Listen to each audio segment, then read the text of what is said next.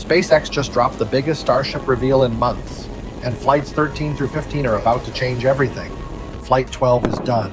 The booster is gone. The FAA is back. And yet, SpaceX isn't slowing down. They're speeding up. Here's the part nobody's talking about.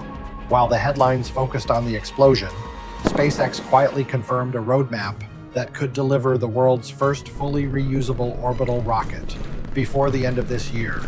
We're talking orbit, payload deployment, and catching both stages with Mechazilla, all three, back to back. Flights 13 through 15, 10 new Starships in production. Booster 20 prepped, S-40 already cryo-tested. The pipeline isn't just full, it's running faster than any rocket program in history. So why are critics still calling this a failure? That's exactly what we're breaking down today. Stay with me. Let's start with a number almost no headline bothered to mention. 39 minutes. That's how long it took SpaceX to fully fuel Starship 5-3 on launch day.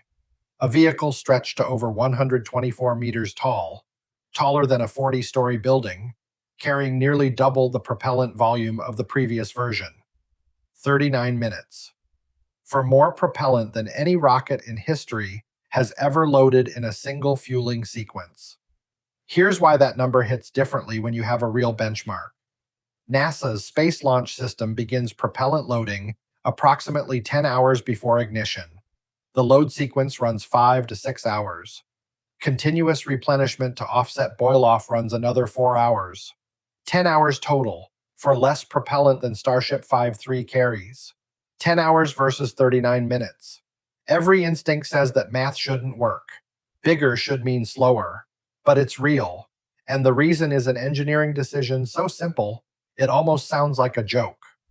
Twin quick disconnects. 2 separate fluid interfaces at the base of the booster. One dedicated to liquid oxygen, one dedicated to liquid methane, instead of running both propellants sequentially through a single interface. V3 runs them in parallel through 2. Picture filling 2 swimming pools with a single hose. You finish one, then start the other. Now give yourself 2 hoses and run them simultaneously. That's it. SpaceX didn't pump harder. They opened a second path. The most advanced engineering sometimes looks exactly like an obvious everyday workaround. But 39 minutes is only one of 3 tempo data points. Flight 12 left behind. The redesigned payload bay deployed 22 objects in under 10 minutes. Previous versions ran roughly 1 object per minute. Flight 12 more than doubled that throughput. That's not cosmetic. Deployment rate is an economic metric. It determines how much revenue a single Starship mission generates per flight. The third data point is the most telling. The Thursday before launch, a hydraulic pin holding ship's quick disconnect arm stuck. SpaceX stood down. Engineers worked through the night, resolved it, launched Friday. 1 night to fix an anomaly that could have cost a week. 39 minutes to fuel. Under 10 minutes to deploy. 1 overnight fix. 3 numbers, 1 measurement. Operational tempo. The ground level, no spin definition of reusability. Not can the vehicle survive re-entry. Every program eventually gets there. The real question is, can the program move fast enough to make all of that worth something? Flight 12 answered that, and the answer is yes. But 39 minutes isn't the least reported detail from Flight 12. Not even close. The heat shield secret, tougher than designed, and it held. Here's what actually happened to Ship 39 on re-entry, and almost nobody is talking about it. 3 minutes into the upper stage burn, Ship 39 lost a Raptor vacuum engine. Trajectory deviated. SpaceX skipped the planned in-space Raptor relight. Reduce risk. Play it safe. Reasonable call, but it carried a physical consequence nobody flagged in real time. The header tank, a secondary propellant tank in the nose, still had propellant on board when re-entry began. Every simulation of how heat distributes across the hull assumes a baseline mass distribution.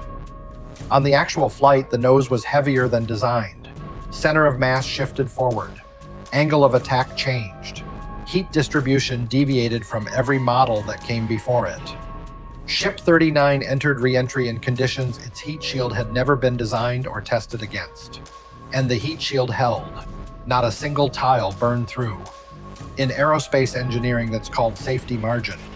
When a system handles more stress than it was designed for, that's not luck. That's evidence the design has matured. First time Starship's heat shield has demonstrated that signal clearly. One more layer almost nobody noticed. SpaceX mounted multiple experimental tile arrays on the same vehicle. Different adhesives, different attachment methods, all exposed to identical re-entry conditions simultaneously. You can't replicate 1,500 degrees Celsius plasma in a ground test with enough fidelity to make real engineering decisions. So SpaceX collected comparative data across multiple configurations in a single flight. One flight, multiple answers in parallel. For context, after every shuttle flight, the heat shield required 10 weeks of hand inspection. After Columbia in 2003, NASA developed the rendezvous pitch maneuver, flipping the shuttle near the ISS so station crew could photograph the belly. That procedure required the ISS, specific lighting, a crew at a window, and the right approach trajectory. Not every mission could even attempt it. Flight 12 just demonstrated something that goes further, and 2 small satellites are the reason why. 2 satellites that changed everything. Every analysis mentions the number 22. Ship 39 deployed 22 objects, but here's the detail almost every breakdown skipped. Those 22 objects were not identical. 20 were mass simulators, metal slugs matching Starlink form factor, used to validate the deployment system. Standard test payload. The other 2 were real Starlink V3 satellites, functional, antennas, thrusters, independent control systems, and imaging hardware. After deployment, Ship 39 executed a maneuver. It rotated so those 2 satellites could scan its entire heat shield surface before re-entry began. Starship deployed inspection assets from its own payload bay, then flipped to let them photograph its heat shield autonomously. No crew, no space station, no external dependencies. The shuttle needed the ISS, a crew at a window, sunlight at the right angle, and a specific approach trajectory. And that entire procedure only existed because Columbia was already lost. Starship's solution requires nothing outside itself, on any orbit, at any point in the flight. This matters for a very specific reason. NASA will never certify a crewed Starship for a lunar or Mars mission without a verified method to inspect the heat shield before re-entry. Post-Columbia, that is a hard requirement that does not move. Flight 12 just demonstrated the first iteration of the capability that closes that gap. To be precise about what we don't yet know, SpaceX hasn't released imagery from those satellites. We don't know scan resolution. We don't know whether it detects micro cracks. The capability is real. Resolution and reliability need more flight data before NASA evaluates it for crew certification. But going from 0 to a first working version is the largest engineering gap. Flight 12 cleared it. 3 things to watch on Flight 13 that will tell you where this program actually stands. 1. Which experimental tile array gets scaled to the full windward surface on Flight 13? If one array gets promoted to standard, SpaceX found the formula. If multiple arrays still fly, the search isn't finished. 2. Does SpaceX release imagery from Flight 12's 2 Starlink V3s? If yes, the scanning capability is mature enough to show NASA. If no, the resolution isn't where it needs to be yet. 3. Do 2 functional Starlink V3s fly on Flight 13? If yes, orbital heat shield scanning is becoming standard procedure. If no, Flight 12 was a one-off experiment.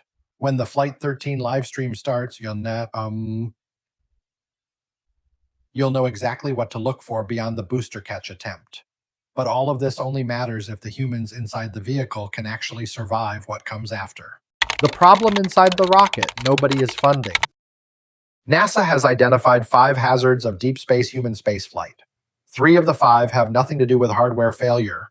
3 are about what happens to the crew: isolation and confinement, distance from Earth, and closed environments. Mars 500 put 6 people in a sealed steel module for 520 days. Carefully selected, rigorously trained. After month 4, crew activity dropped 25%. Sleep disruption increased and never recovered. One crew member entered what researchers called psychological hibernation, nearly non-functional for weeks. Not because he was unprepared, because the environment won. Place that person at the controls of a life support system with a 22-minute one-way communication delay. That is no longer a psychology problem, it is an engineering problem. The data is specific. ISSCO, 2 levels run at 0.5%, more than 10 times Earth's 0.04%. NASA published studies document cognitive degradation at those levels. Chai-Seas found biophilic elements, artificial plants, natural spectrum lighting, reduced crew stress 20% versus control groups. Scott Kelly's cognitive processing speed tested measurably lower than his identical twins after 340 days on the ISS, with full station support and near real-time comms. A Mars transit is 270 days one way. No station, no real-time contact. NASA consolidated 30 years of this into the Human Integration Design Handbook. Nearly 1,000 pages of engineering requirements. Almost none of it has been implemented in actual flying hardware. Orion has 9 cubic meters for 4 crew. Apollo had 6 cubic meters for 3. 50 years. 0.25 cubic meters per person gained. Starship has approximately 1,000 cubic meters, more than the entire ISS in a single vehicle. Volume per person on a 6-person Mars mission, 166 cubic meters versus Orion's 2.25, a 70 times difference. But volume is an enabling condition, not a guarantee. Those interior design decisions are being finalized right now. NASA's Human Research Program budget for behavioral health, $20 million per year.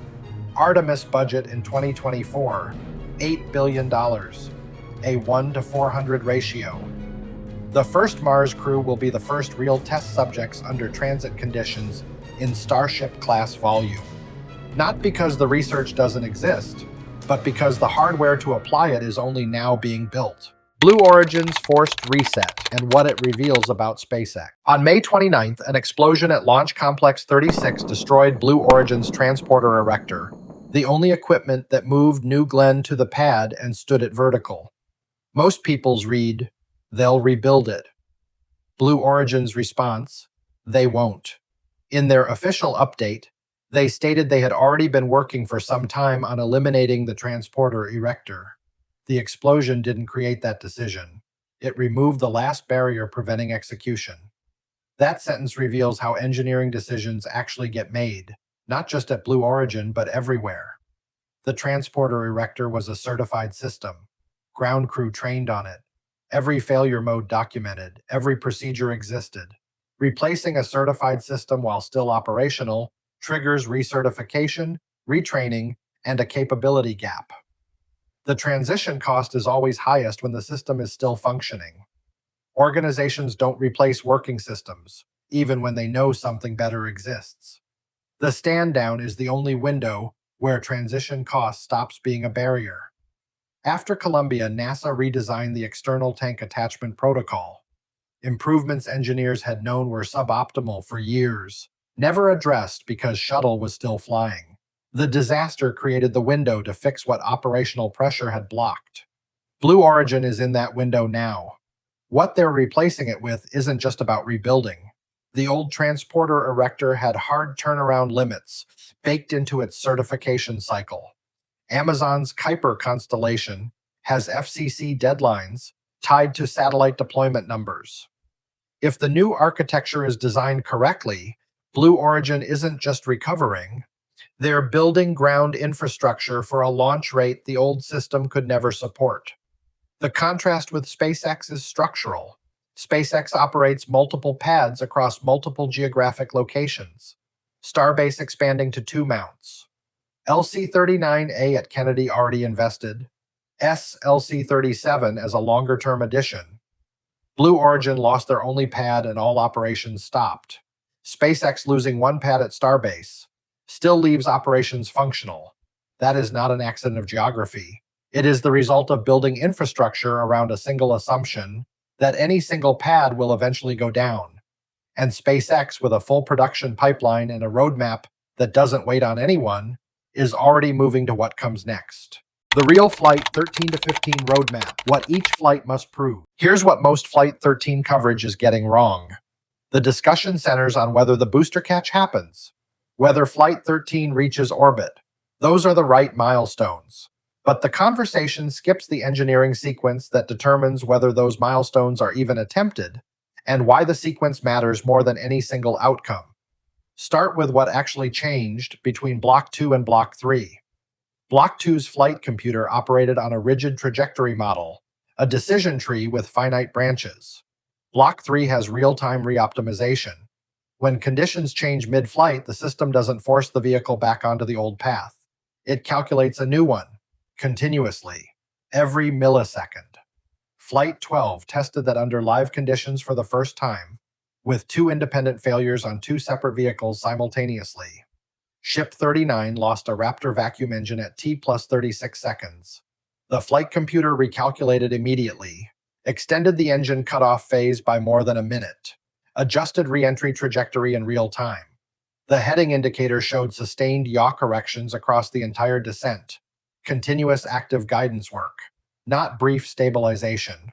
Nobody at Hawthorne was hand-flying that vehicle. The system did it autonomously.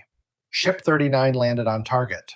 The right comparison is Boeing 777 ETOPS certification. Before ETOPS, trans-Pacific routes required 4 engines. The 777 had to prove that when one engine fails mid-ocean, the remaining systems bring the aircraft safely home. In bad weather, with passengers, hours from the nearest airport. Fault-tolerant certification, not fault avoidance. SpaceX is building the equivalent data record for orbital re-entry at 27,000 kilometers per hour. Flight 12 added a data point no previous Starship flight had produced. 2 simultaneous system-level failures, 2 vehicles, both completing acceptable mission profiles. For comparison, Falcon 9, CRS-1 in 2012 lost 1 engine, and Dragon missed its planned orbit. 1 failure point affected the total outcome. Flight 12 had 2 failures across 2 vehicles, both completed acceptable profiles. That is 12 years of architectural progress in a single flight. The 2 failures didn't cascade because of decoupled architecture. After hot staging, booster and ship become fully independent systems. Each has its own flight computer, its own guidance, its own objectives. What happens to one does not inject error signals into the other. 2 climbers on separate routes up the same mountain, each on their own safety line. Now, the catch sequence. This is where most coverage makes a critical error. A successful catch requires 3 things in order. Boost back burn succeeds. Landing burn succeeds. Booster arrives at the right position and velocity for the chopstick arms. Booster 19 couldn't complete step 1. Everything downstream was impossible. SpaceX has not yet demonstrated a successful boost back burn in V3 configuration. Raptor 3 engines, higher stage separation velocity, 33 engines firing simultaneously in the low propellant phase. That is Flight 13's open question. You don't risk Mechazilla, the tower, the arms, the entire ground infrastructure, before proving the booster can reliably arrive. That's why Booster 21, not Booster 20, is the next realistic catch candidate. Booster 20 needs cryo testing and Flight 12 lesson integration before processing continues. Flight 13 single gate, 1 successful boost back burn in V3 configuration. That's the threshold. Everything else sequences from it. Flight 14, both stage recovery attempt. If Flight 13 closes the boost back gate, Flight 14 becomes the first flight where attempting both stage recovery on the same mission is technically justified. Booster catch with Mechazilla. Ship catch attempt on the same flight. The ship catches harder, returning from orbital velocity, hotter, faster, requiring a precision flip maneuver, and landing burn into the arms with tighter margins than the booster. Flight 14 won't necessarily land all 3 on the first attempt. But every attempt, successful or not, feeds thermal data, guidance precision data, and structural load data back into the program. That data set is what makes Flight 15 possible. Flight 15, Orbital Operations Proof of Concept. If Flight 14 demonstrates credible both-stage recovery, Flight 15 becomes the first mission where SpaceX can attempt full orbital operations together. Payload deployment to a planned orbit. Both stages recovered. And, the piece that matters most to everything that follows, propellant margins characterized under real orbital conditions for the first time. That propellant margin data is what the entire orbital refueling program depends on. SpaceX cannot plan tanker flight logistics for a lunar mission without knowing exactly how much propellant remains after a nominal orbital insertion. Simulations give estimates. Flight 15 gives the real number, under actual orbital conditions, with actual vehicle performance, with actual thermal loads. No simulation replaces that data. If Flight 15 delivers that data cleanly, the next phase isn't another test flight. It's the first orbital refueling demonstration, a Starship launched to orbit to characterize long-duration propellant storage and boil-off, followed by a second Starship attempting ship-to-ship propellant transfer and microgravity. No company has ever transferred cryogenic propellants at this scale in orbit. Fluid behavior in microgravity is unpredictable until you actually do it. Current planning spans flights 13 through 15. Tighter if the boost-back fix is clean, requiring an additional flight if the burn profile surfaces new issues. Either outcome advances the program. Either outcome generates data that shortens the path to what comes after. And once these 3 flights close their gates, orbital refueling, Artemis HLS, the crewed lunar missions, the Mars architecture, all of it becomes real instead of projected. Flight 13 is not just the next test, it is the first flight of the execution phase. Flights 13 through 15 aren't just test missions, they're the proof of concept for everything Starship was built to be. If you found this analysis useful, like, share, and subscribe to the Space Brief. Drop your thoughts in the comments below. Hit the end screen for more.